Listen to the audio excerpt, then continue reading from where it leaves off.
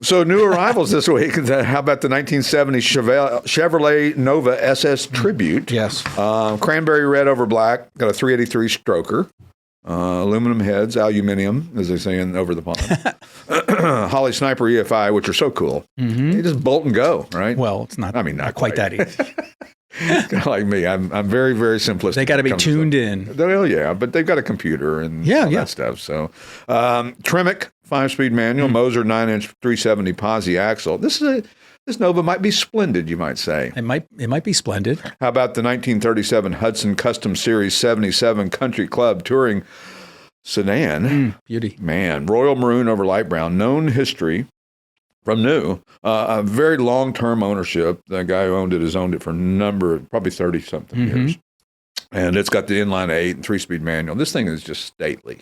Beautiful car. Beautiful car. I looked it up and I don't remember writing it, so I had to reread. Right. And it is a stunning car, and it's collector grade. So you just get into that focus, right? Where you're just writing. Write it and then on to the next one. Way out of your head. So beauty. Next is the 1921 Rauch-Lang C55 double control coach. Now, guess what this car is? From 1921. Why, it's an electric car. That's right.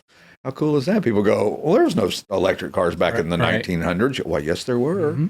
There were quite a few of them back then, especially were important, and they used them in big cities. Right. Which is what makes sense for an electric car. As long as you're not far from wherever it is they probably had a very home base. Very low range. Yeah, I mean, 5 miles maybe. But you had to be wealthy to have Yeah, because you had to have a whole kind of panel that goes to your house that plugged in and it looked like it was this weird...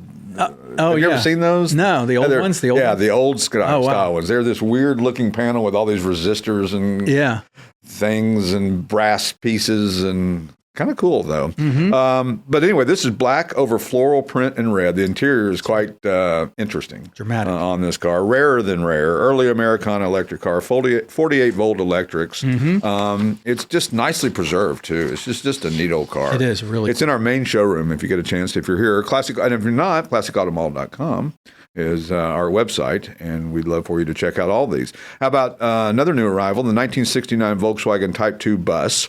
Savannah beige over brown and beige, so it's very neutral in color. Another long-term ownership vehicle, the newer 1600cc flat 4-speed manual transmission, ready to roll, solid Type 2.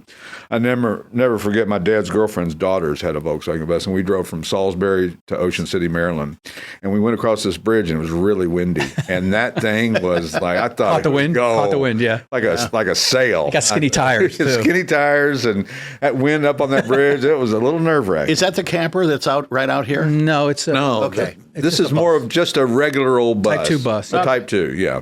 Other new arrivals, the 1965 Chevrolet Corvette Coupe, charcoal gray metallic over black, Resto Mod, 350 cubic inch crate V8. Boy, we saw the Resto Mods at barret-jackson Corvettes coming out of the woodwork and bringing crazy money. They do. They really do. They defy logic in the amount of money that they bring for these cars because it's just one of those things that it's hot right now. People love those. They like the looks of the old car, but they like the modern conveniences and performance and air conditioning and all that good stuff. And we say it all the time. I wasn't always a big fan of Resto Mods, but I understand them, and I'm more of a fan of them now because it'd be fun to own one. Yeah. A '67 Corvette that drove like a new car. Exactly. Because '65 Corvettes, the way they look great. They didn't drive so great. People don't love how they drive. Well, and especially with a 4-speed manual transmission, and that just is, as we say all the time, it's begging for a fifth gear. Please give me a fifth gear.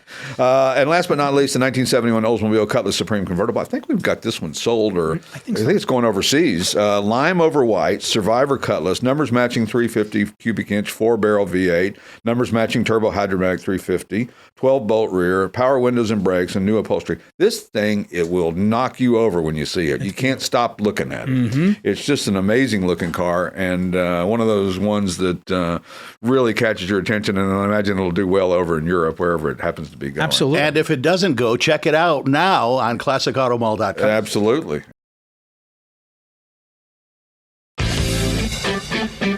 The Classic Auto Mall Show with their host, Stewart Howden.